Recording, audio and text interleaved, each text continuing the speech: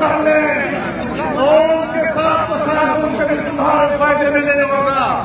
اور اب یہ تحریک چل پڑی ہے اور یہ مقدس تحریک ہے. یہ جناب رسول اللہ صلی اللہ علیہ وسلم کے ناموس کی جنگ ہے اور اس جنگ میں انشاءاللہ اس وقت تک کوئی جوان کر نہیں بیٹھے گا.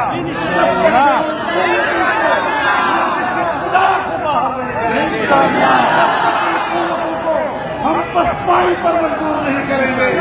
ہم کیا کوئی فائدہ نہیں دیتے. ہم کی تحفظ کے لیے ہم سروں پر کفن باندھ کر میدان میں نکلے ہیں اور تحفظ ناموس رسالت کے لیے تحفظ نبوت کے لیے تحفظ ناموس رسالت کے لیے میں اپنے گھر کے بچوں کے سروں پر آخری ہاتھ پھیر رہا ہوں. Así es, no.